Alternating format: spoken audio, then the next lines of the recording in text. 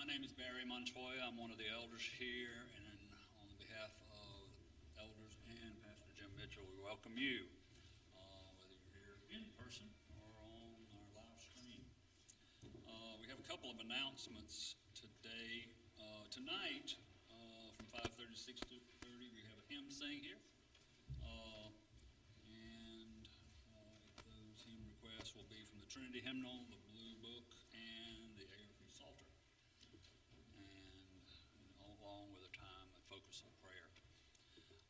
The other announcement, not in the bulletin, but it is next week we will be giving the Easter offering.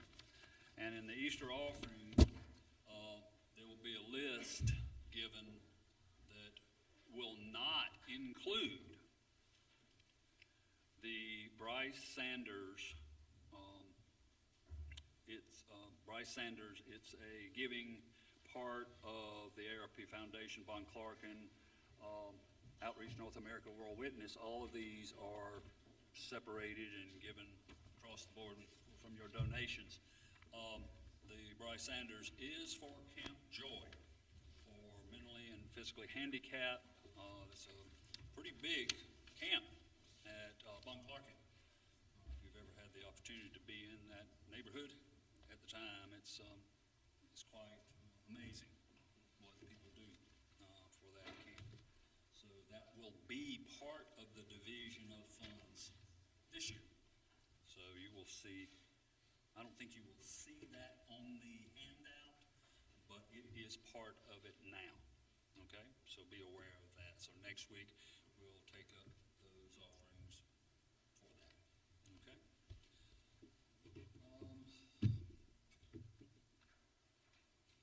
Please prepare your hearts and minds for our worship service today.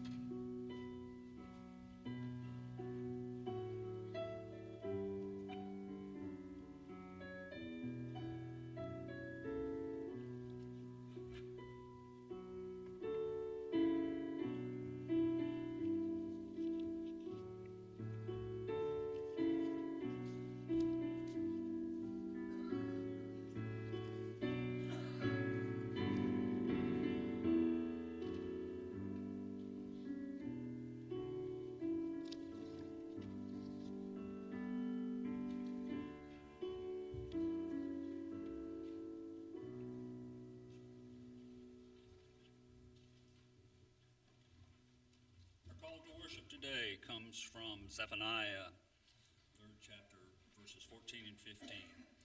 Sing aloud, O daughter of Zion. Shout, O Israel. Rejoice and exult with all your hearts, O daughter of Jerusalem. The Lord has taken away the judgments against you. He has cleared away your enemies. The King of Israel, the Lord, is in your midst. You shall never again fear evil. Let us stand and sing Trinity Hymnal, number 235. All glory, laud, and honor, and remain standing for the prayer of invocation and the Lord's Prayer.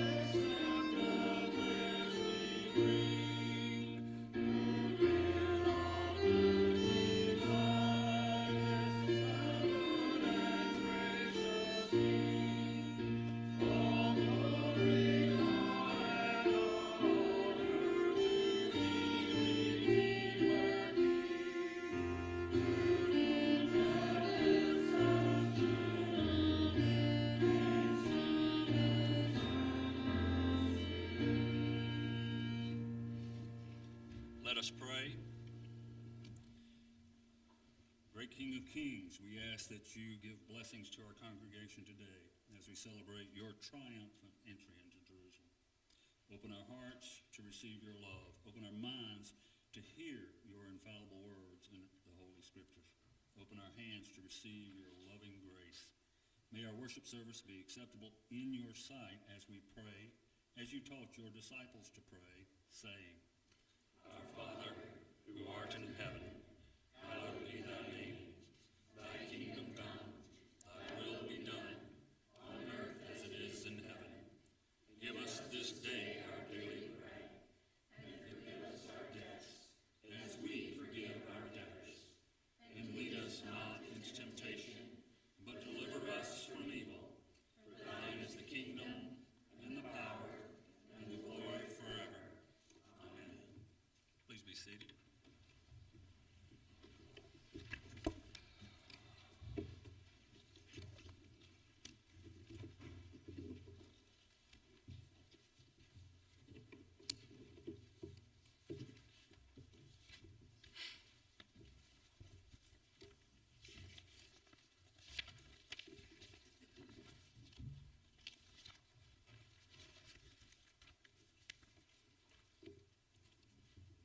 Today we say our confessions of sins in unison.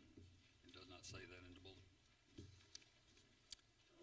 O Father, hear us according to the riches of your everlasting covenant in your beloved Son, who is the one mediator between God and man, our sole source of redemption.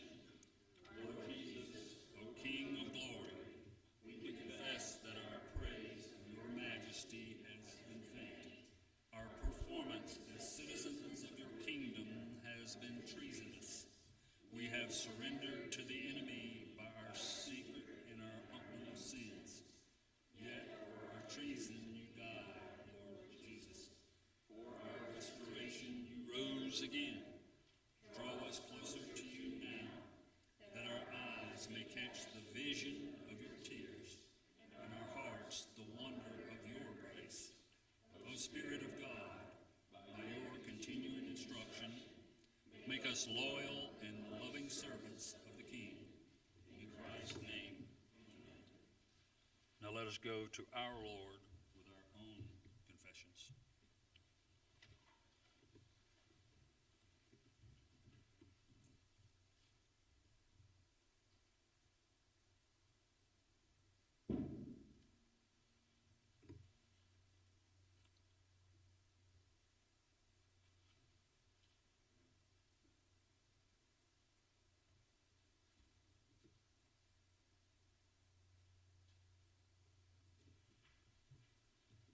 Our wonderful assurance of pardon comes from Philippians 3:8 through 11.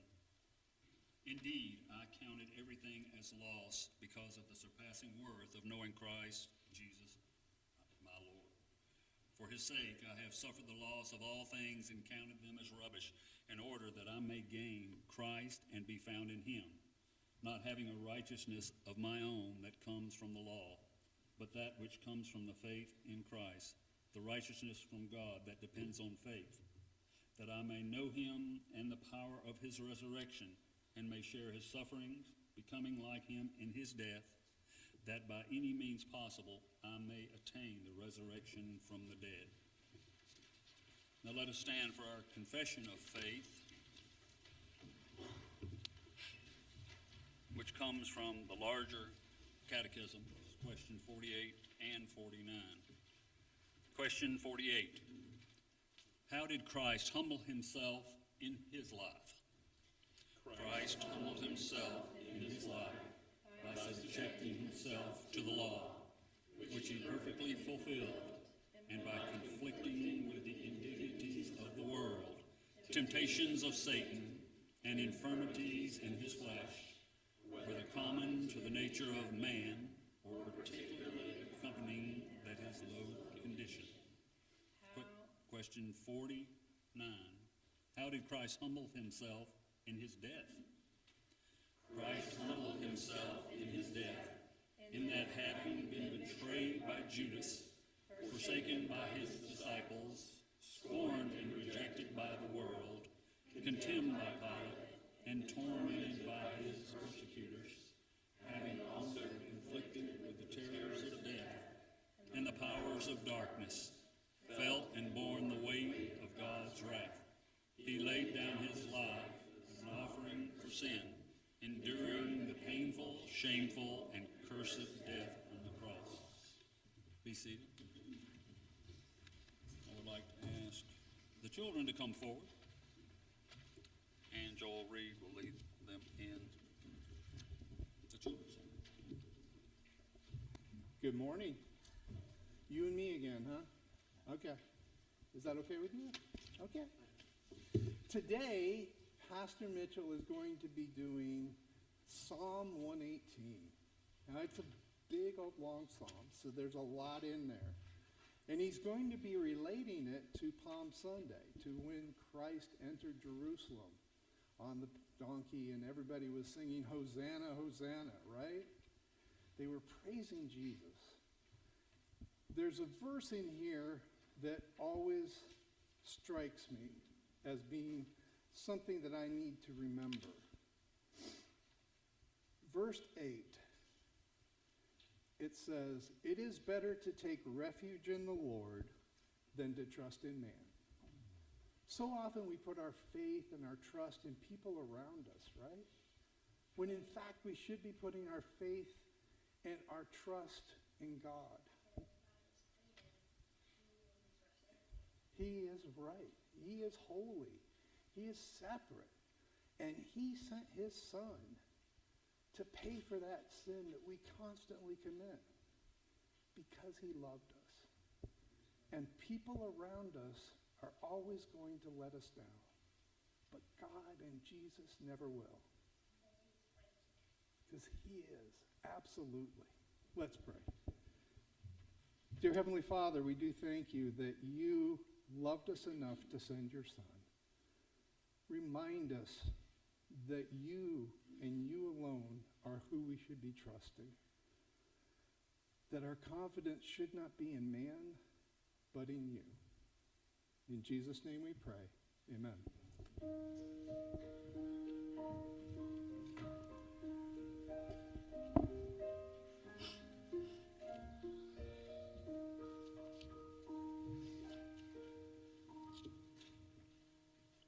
Thank you, Joel. Our scripture reading today comes from the book of Matthew, chapter 21. Now when they drew near to Jerusalem and came to Bethphage, to the Mount of Olives, then Jesus sent two disciples, saying to them, "Go into the village in front of you, and immediately you will find a donkey tied and a colt with her. Untie them and bring them to me. If anyone says to you, you shall say, 'The Lord needs them,' and he will send them at once."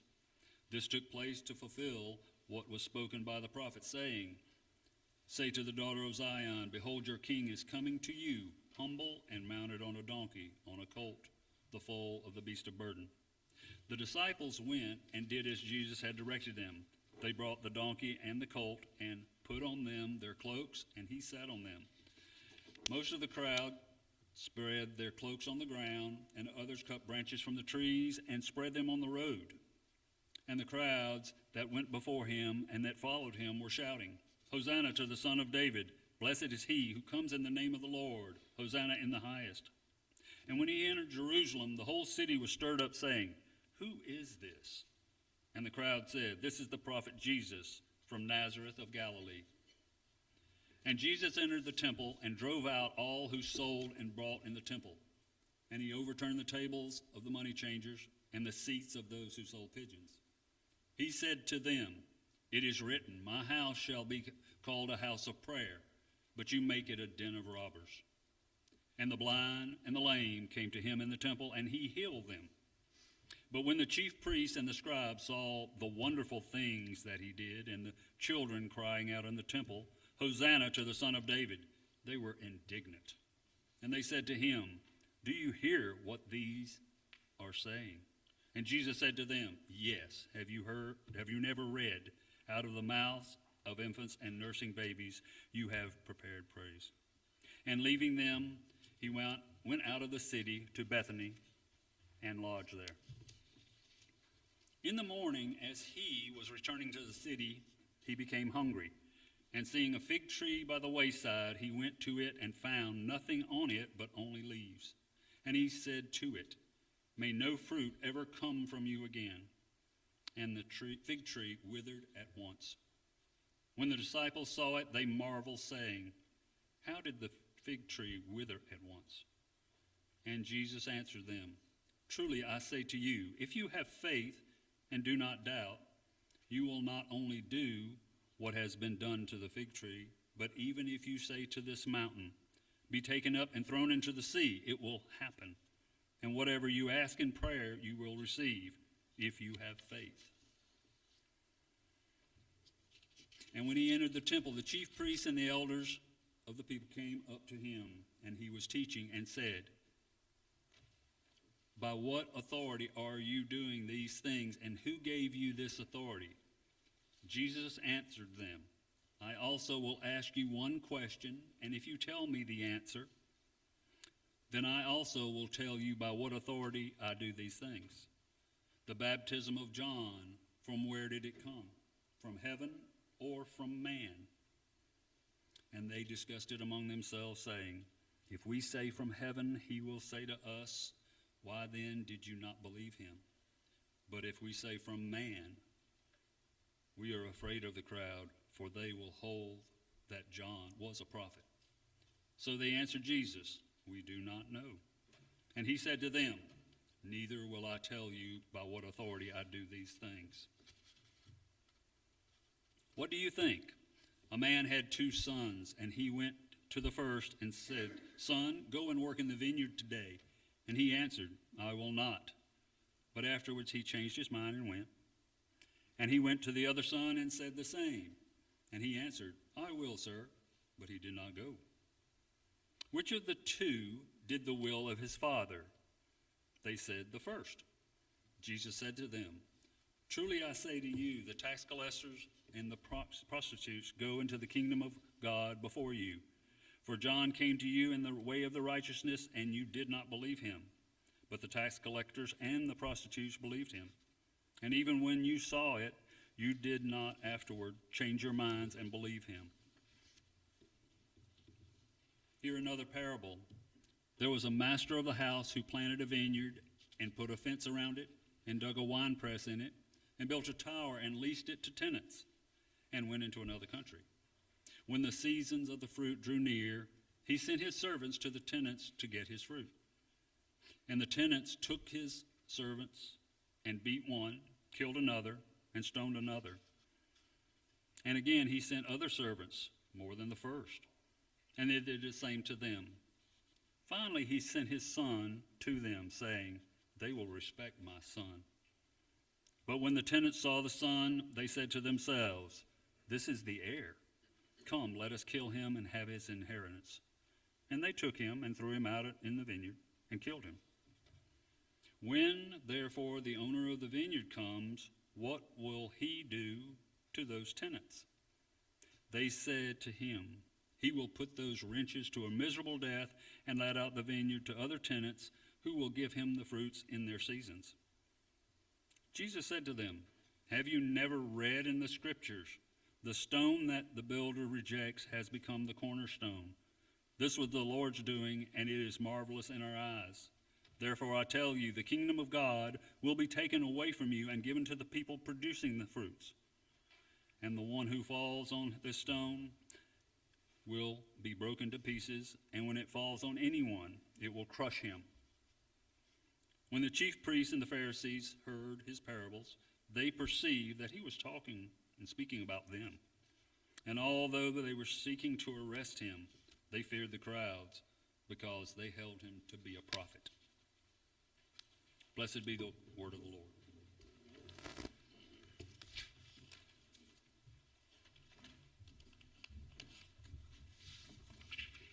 Let us go before the Lord once again in prayer.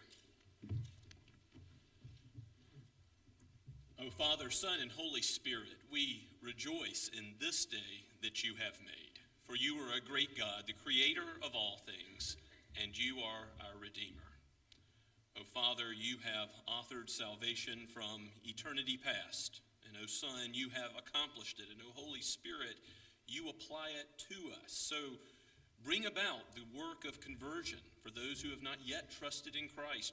Bring about the sanctification in the truth of the gospel for your people today, that we might grow in your instruction by your word in the knowledge of the Lord Jesus Christ. We thank you so much for the adoption as sons and daughters of the Most High that you freely give, that we are able to approach your throne this morning through the one mediator between God and man, the Lord Jesus, who is the way, the truth, and the life, the gate, the righteous one who allows us to enter into the throne room of heaven. O Lord Jesus, hear our prayers and sanctify them to the triune God, so that we might be heard in your precious blood and according to your perfect work.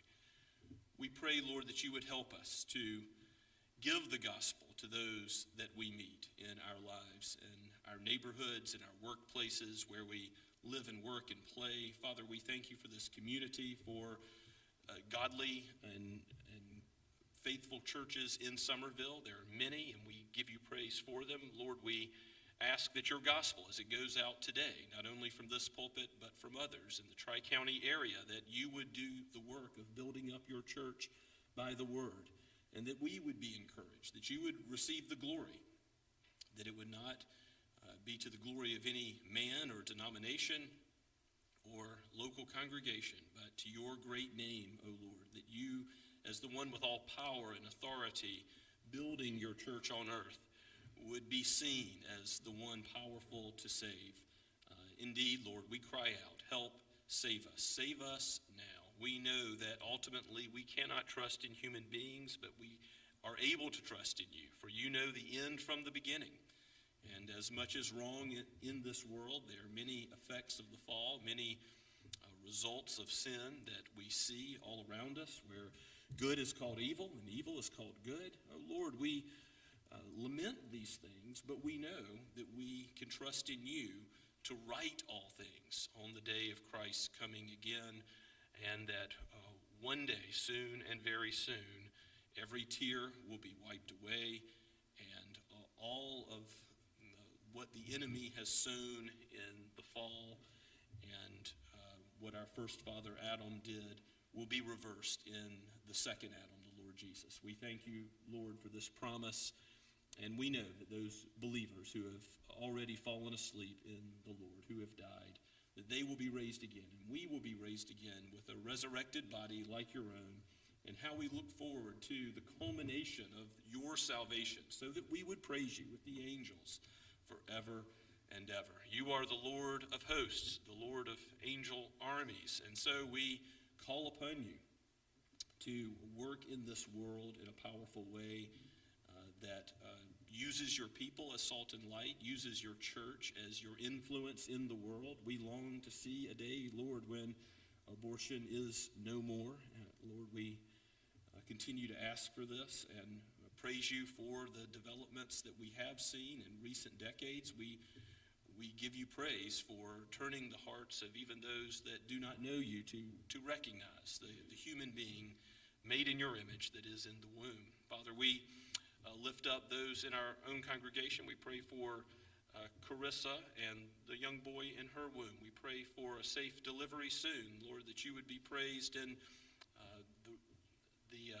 the raising up of this one and the nurture and admonition of you. Father, we thank you for Noah and Carissa and ask your blessings upon them materially and spiritually. We lift up Rob and Carrie Walters. We pray for healing and sustaining grace. We pray, Father, for Rick and his recovery from surgery. We pray for Rich Troutman and his surgery ahead. Father, we lift up those who may have things that are only known to you. We pray, Lord, for the things that keep us up at night, for the emotional needs that you know so well. We cast our burdens upon you, for you care for us. And Lord, as our God, as our helper, we recognize that no one can harm us ultimately, but we belong to you, and you abide with us. You will never leave us nor forsake us, and we take great comfort in that. Cause our lips to sing praises that are appropriate to a redeemed people. Lord, help us, even in the difficulties of life, to sing your praises, to give you thanks, and to rejoice in your salvation. Help us, O God, as a church to minister the truth with joy. And Father, we pray for our session and our diaconate and our ministry teams, our women's ministry. And Father, we ask that you would bless the work of Von Clarkin, bless the work of Erskine Theological Seminary and the college, that everything might be taught from the fountainhead of your word. By light, we see light. By the light of your word, we understand all else. Lord, help us to understand ourselves aright. Do not allow us to leave as we have entered, but help us to understand our own hearts according to your word. May it be like a two-edged sword, and give us where it is necessary, repentance and encouragement. Father, may we walk in the light as Jesus is the light of the world, the pure light. Show us more of him, that we might be conformed to his image. O Holy Spirit, be about this work, we pray. In the name of the precious Savior, we ask it. Amen. Let us stand and sing of God's glorious love from Trinity Hymnal number 81, O love of God, how strong and true. Thank you.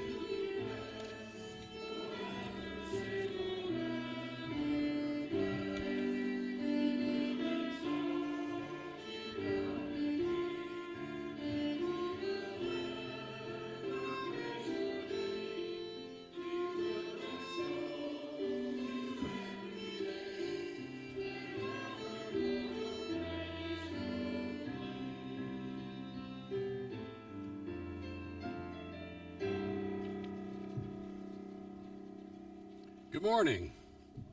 Please remain standing while we pray for the offering. Just like this hymn we just sung, which I think, if I'm not mistaken, I'm reading the notation correctly, was penned in 1848. And this morning I'm taking the offering prayer from a book called the Didache from around 100 A.D., first century church. And I've just taken parts of prayer that's in that volume, and we'll pray that for our offering. So bow your heads, please. Holy Father, we thank you for your holy name, which you have caused to dwell in our hearts. And we thank you for the knowledge and faith and immortality that you have made known to us through Jesus. To you be glory forever. You have given spiritual food and drink and eternal life through Jesus. We give thanks to you because you are all powerful. To you be glory forever. Remember, O Lord, your church, to deliver her from all evil and to perfect her in your love.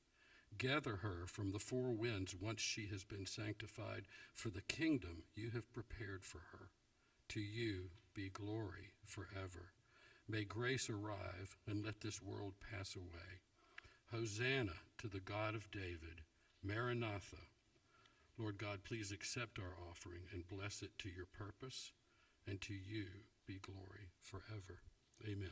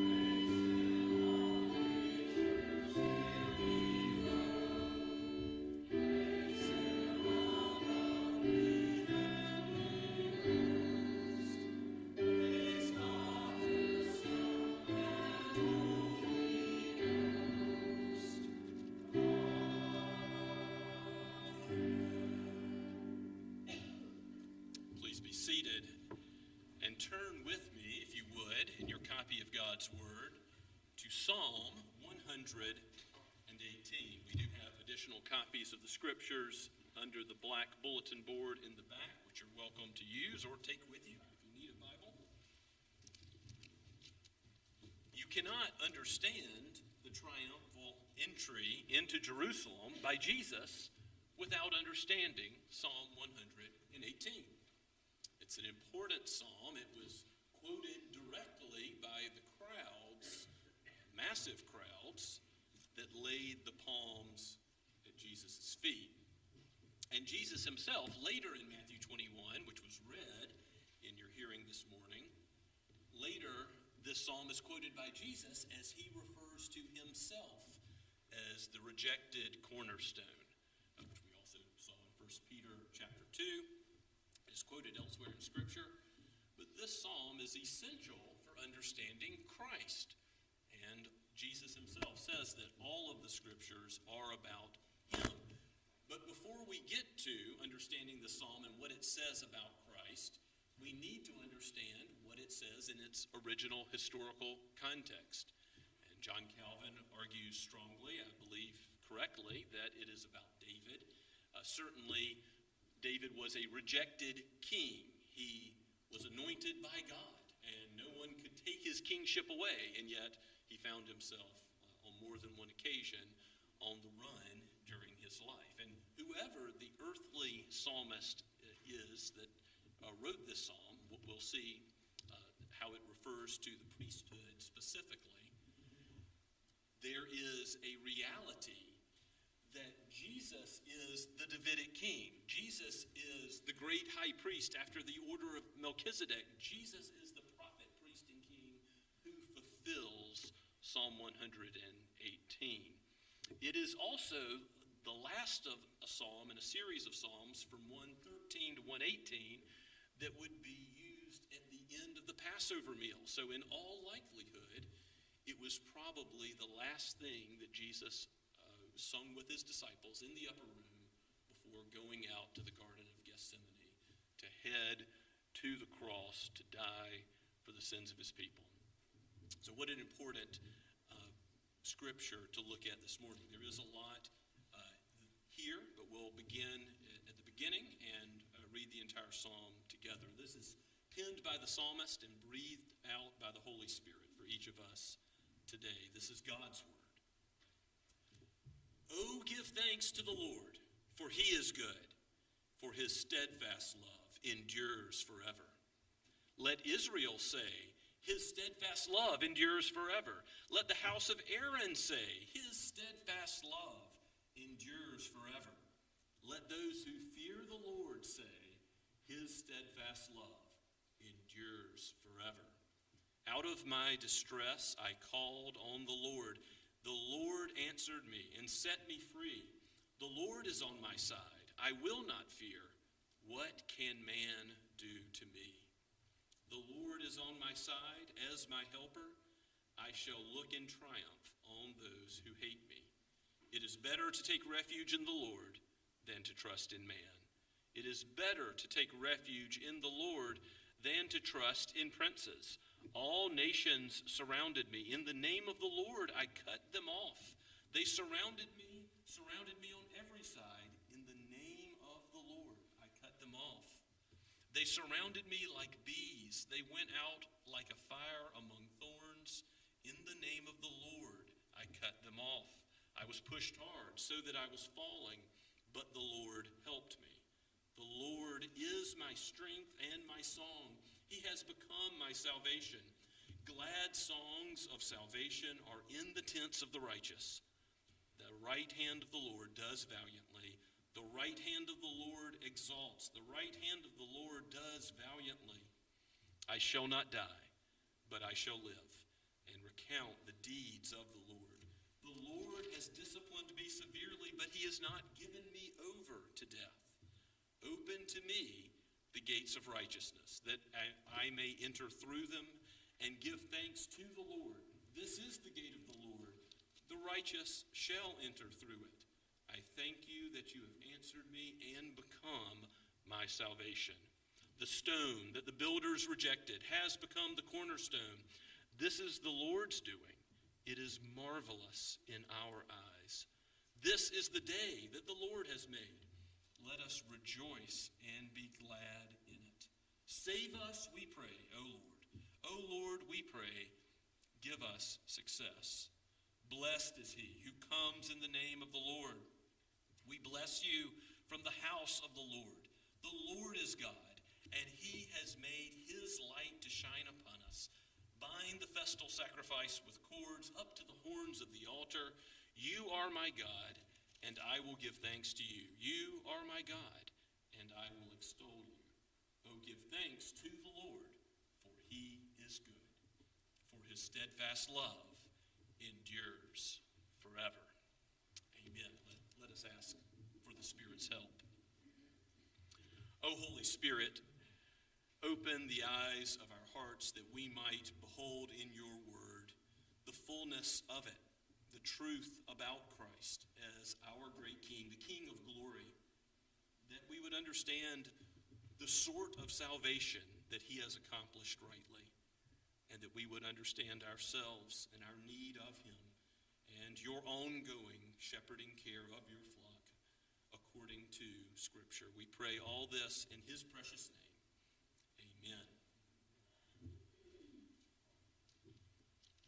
As Jesus comes into Jerusalem, he is not riding a war horse.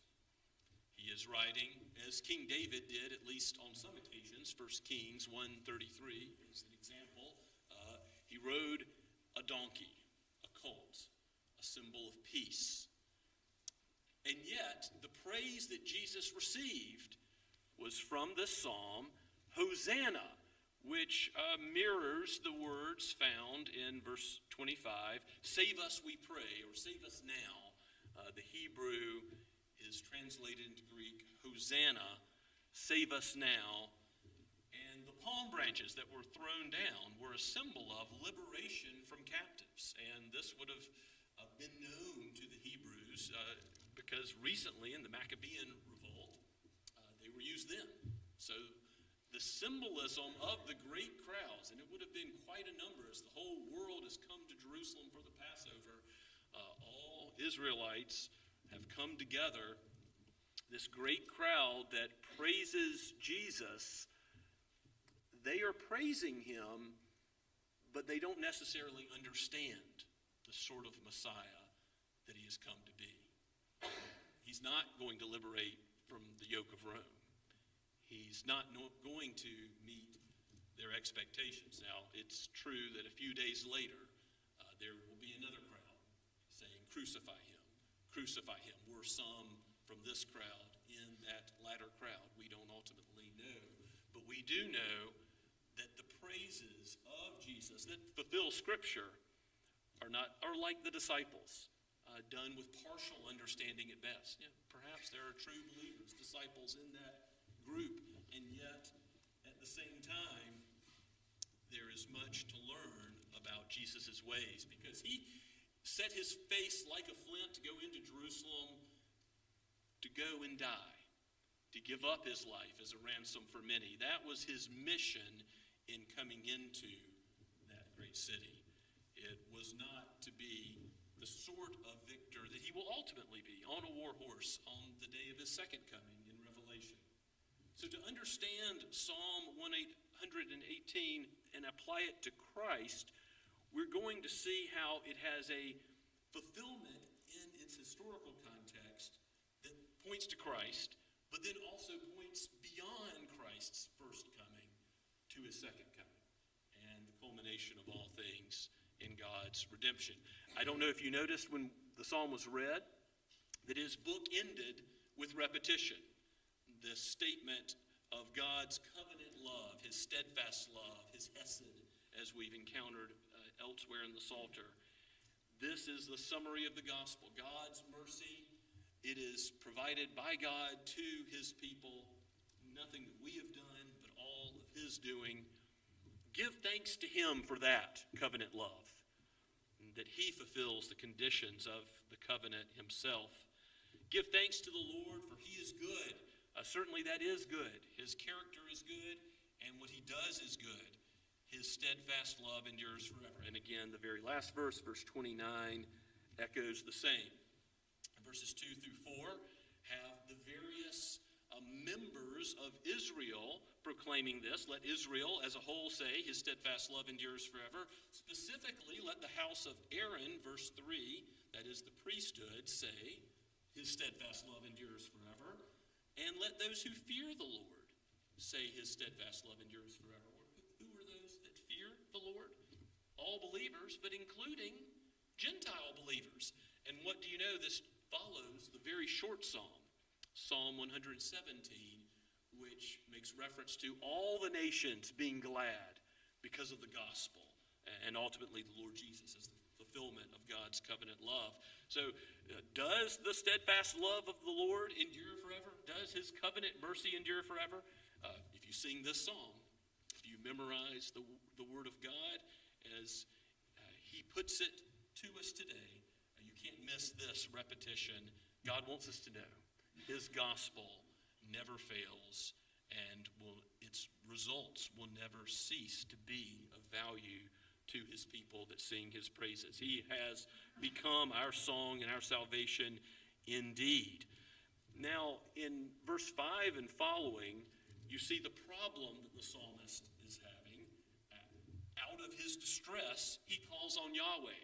Yahweh is that name of the Lord, capital L-O-R-D, that emphasizes his power, that he is the great I am, the one who was and is to come. As he revealed himself to Moses in the burning bush, he is the one who can answer prayer. And we'll see how there's some allusions to the Exodus in this psalm as well. Out of my distress, I called on the Lord, and the Lord answered me and set me free. So even in the first cry to Yahweh, there is already a thanksgiving for the freedom that is found in him. Freedom indeed, as Christ explains his salvation in John chapter 8. The Lord, if he is on our side, do we need to fear anybody else on any other side? No, he is the captain of the Lord's army, the Lord Jesus himself. He's the fourth man in the fire. He is the one that throughout the Old Testament and the New shows himself to be the victor. And even though it's not going to look like he's a victor as he goes to Jerusalem to die, he's going to be rejected. He is ultimately going to be praised. He is ultimately going to be glorified as the victor over death and the conqueror of sin and its penalty. So, in verse 6, the Lord is on my side, I will not fear. What can man do to me? Yes, David could have said that. Any of the kings of Israel could have proclaimed the same. The Lord is on my side as my helper. I shall look in triumph on those who hate me. There's a confidence that comes with knowing that all things work according to God's good purpose, his glory, and the good of those who love him. Romans 8:28 teaches. You can turn briefly with me to Hebrews chapter 13. I do want to show you where this verse is quoted in the book of Hebrews. And chapter 13 is at the end of the book in the exhortation section. In verse 6, you see the psalmist say, the author of Hebrews say, so we can confidently say, the Lord is my helper. I will not fear. What can man do to me? A direct quote from Psalm 118. And yet, look just above it in verse 5 and see what thought has gotten this quote of Psalm 118 to the pen of the author of Hebrews. Keep your life free from the love of money and be content with what you have, for he has said, I will never leave you nor forsake you. That promise given to Joshua and also all of Israel, that God will never leave or forsake his people, should give us contentment, freedom from distraction by material things, worldly things that are passing away, that moth and rust destroy. We can seek first his kingdom, knowing that all things that we need will be added to us. Jesus provides all that we need, and so we can confidently say Psalm 118 is true of us today, in the church today. Yes, let all the visible church say that his steadfast love endures forever, verses 2 through 4. And then, verse 6, because the Lord is on my side, what can man do to me? He is my helper. Do not worry about those who oppose the church of God. Certainly that's relevant to what we've been looking at in 1 Peter about persecution of the church. And again, we see repetition in verses 8 and 9. It's better to trust in the Lord than to take refuge in man, to take refuge in princes.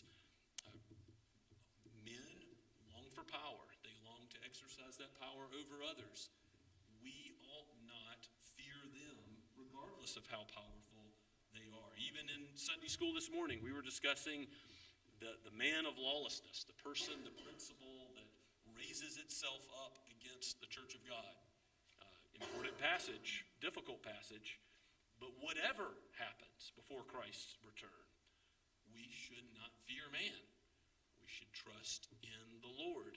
And ultimately that means obeying God rather than men if it comes down to it, as the apostles did, Acts chapter 6. David's distress, or the psalmist's distress, is further outlined in verses 10 and following. He is surrounded. He's surrounded like a swarm of bees. He's pushed hard, but the Lord helped him. And he repeats that he cuts off his enemies. And again, does Jesus cut off his enemies with the sword, with a war horse in his first coming? No, he doesn't. But will he, on the day of his second coming, dash those to pieces like a potter's vessel? Psalm 2. All of his enemies will be destroyed. Satan, the smoke of him will go up forever and ever. He will be in the lake of fire. There is a second death. There is a coming judgment for sin. And so don't misunderstand that simply because Jesus doesn't ride a war horse into Jerusalem the first time, that he's not going to ride a war horse in the future. He will come on a white horse, as the book of Revelation pictures him coming in power and glory in his second coming. And David, trusting in God's deliverance, says, if you look at the end of verse 15 and verse 16, there's repetition of, it's the right hand of the Lord that's doing valiantly, that's exalting, that's doing valiantly, that is delivering David in his cry out in his trouble. And what does that imply? That salvation is of the Lord, that is God's doing, and that we don't accomplish it ourselves. And we'll see how that theme fits with the rest of the psalm. In verse 17, I shall not die, but I shall live and recount the deeds of the Lord. Certainly, as we're doing right now, we're recounting the deeds of the Lord as we think about the Great Week, as Athanasius put it in the 4th century, the Holy Week. Certainly, the Lord's Day is the holy day once a week, 52 Sundays a year. There's nothing more holy about Palm Sunday or Easter Sunday in that sense. But is there something holy going on in the life of Christ as he goes into Jerusalem to die and give his life for his people? Of course.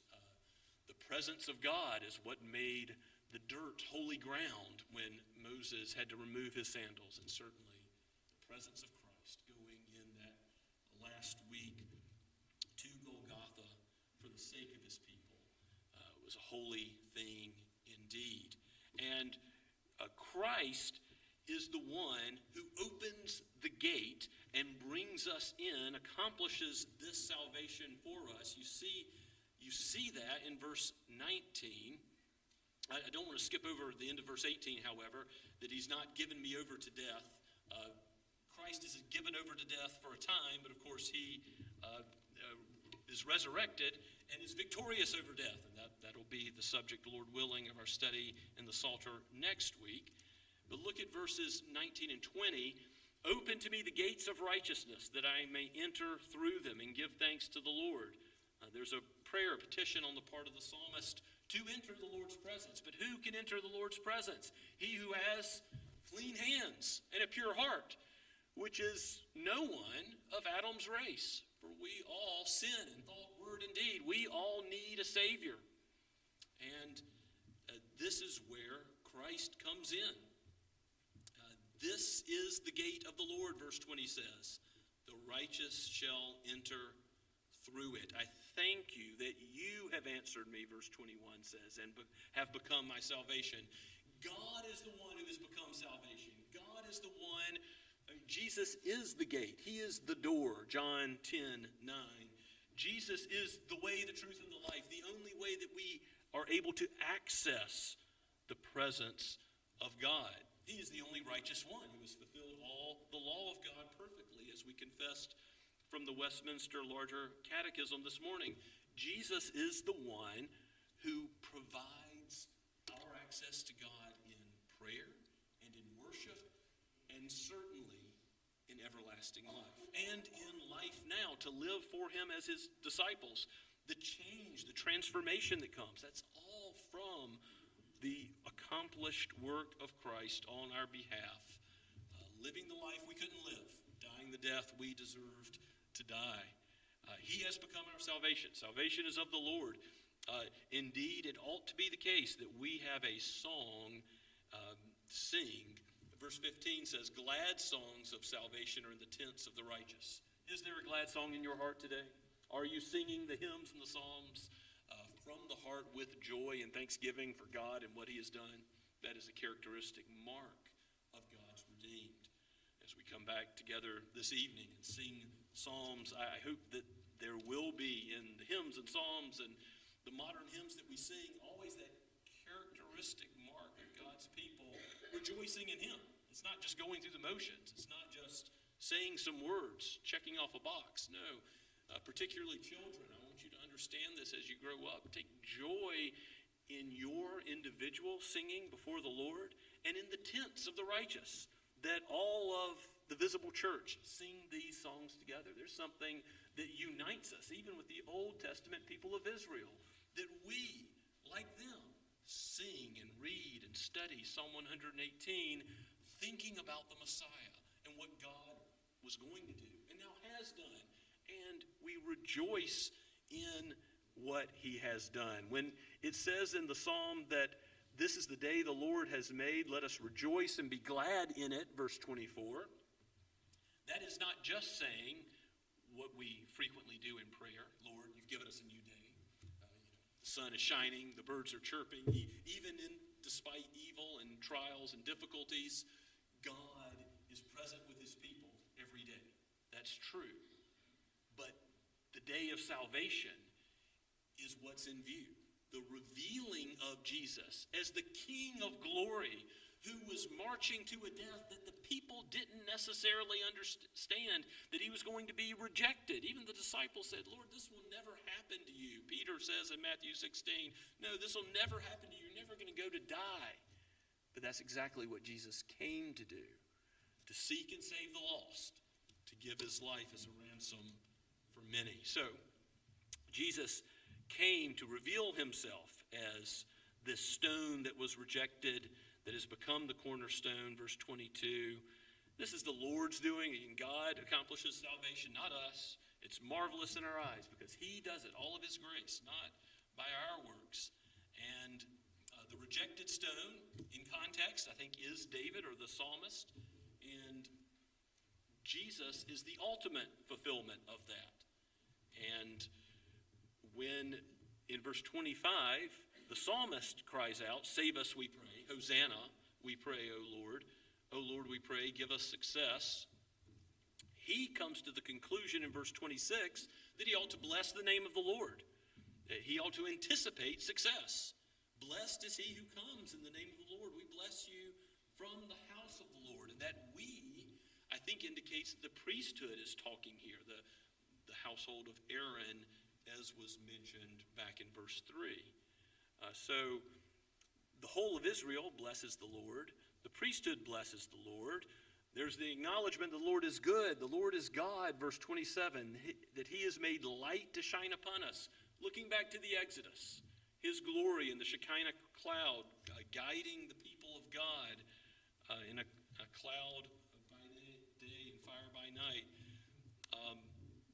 You also have reference to the Exodus, I think, in the Lord becoming my strength and song and becoming my salvation, verse 14, echoes Exodus chapter 15, the first redemption song of God's people, where the horse and its rider are thrown into the sea. God delivers Israel through the Red Sea and then collapses the sea back upon those that pursued. So they were cut off, they were driven away, they were drowned by the mighty power of God. You have these themes, these threads that reach forward in redemptive history as well, because the light to shine upon us, the glory of God, is ultimately what we will see forever in the new heavens and the new earth. We will behold the light of his presence. There will be no longer any need of a sun, John says in the book of Revelation. In chapters 21 and 22, right at the end of the Bible, you see that glorious picture made clear. And Jesus himself is the light of the world. In John chapter 1, verses 9 and 10, Jesus says that he is the true light who has come. And indeed, he is the express image of God the Father. He is the glory of God revealed in all that he did most perfectly on earth. And so, the Lord being God, his light shining upon us, The psalmist ends with this thought of the festal sacrifice being bound with cords, and ultimately this could be a sacrifice of thanksgiving, but ultimately we can't help but think about the sacrifice of judgment that Jesus endured for us, that he offered up himself on the cross for us. And it was a definite sacrifice. It was a sacrifice that he wasn't going back on, even though the Father, the Son, and the Spirit planned this from eternity past, and the pain was so excruciating that in the garden, Christ, as a human being, reflected on, Lord, if there is any other way, let it be done, but your will be done, not mine. He is thinking about the sacrifice that he will bear for his people on Calvary. And ultimately, we will give God thanks for that, for Christ bearing the penalty of sin, for Christ living the life we ought to have lived. You are my God, I will give thanks to you. Verse 28 says, you are my God, I will extol you. Let this be our song as believers. Let us give praise to God for what he has done. But if the Lord Jesus has not met your expectations, if you were thinking he's going to take away all pain, he's going to make life in this world completely free of worry or of care or concern, then this psalm is corrective, isn't it? Because it shows us that we need to cry out when we are in distress, that God's people do face persecution, that Christ himself faced persecution. And yet, we have a God who delivers. Because his steadfast love, how does the psalm end? As it began. His steadfast love endures forever and ever. What Christ has accomplished has been applied to Abraham and Isaac and Jacob and the people of Israel in the time of the writing of this psalm. And it is applied today to all those who believe, who will admit need and say, I need a Savior, I need the Lord Jesus to be my salvation, to be the one who delivers me from my sin. And then he gives us a community of people. He gives us believers to walk through this life under his care, his perfect care. He will never leave or forsake us, and he will take us all the way home. His steadfast love endures forever. He is God. Let us extol him and not try to have him measure up to our human expectations. For he was a suffering Savior. He came to die. He was rejected by men. But this suffering Savior who died on a Roman torture instrument is the cornerstone, the foundation of the whole structure of God's church. He is the only name under heaven by which we may be saved. He's the only one powerful enough to save by his righteousness and by his blood. Let's give thanks to him and pray together. Father, we praise you for your word, for how it shows us our own sin and how it shows us the Savior in his first coming and shows us ahead of time of his coming again. Lord, may we look forward with anticipation and praise for what you have already done and what you will do. May we bless your name. May we extol you. May we sing songs of salvation, because we shall not die, we shall live, and recount your goodness forever and ever. Your steadfast love, indeed, Lord, goes on forever. We praise you and thank you in the name of Christ. Amen. And let us turn now to the Blue Book, which is the thin Blue Book, to number 30, to sing the modern hymn, To See the King of Heaven Fall. Let's stand as we sing.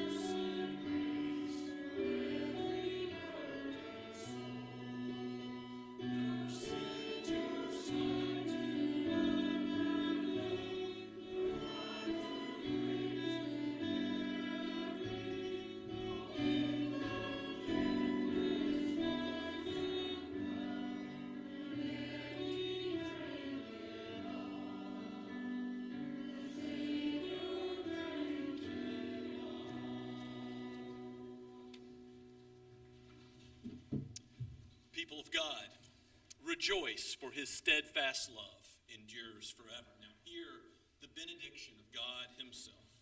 The Lord bless you and keep you. The Lord make his face to shine upon you and be gracious to you.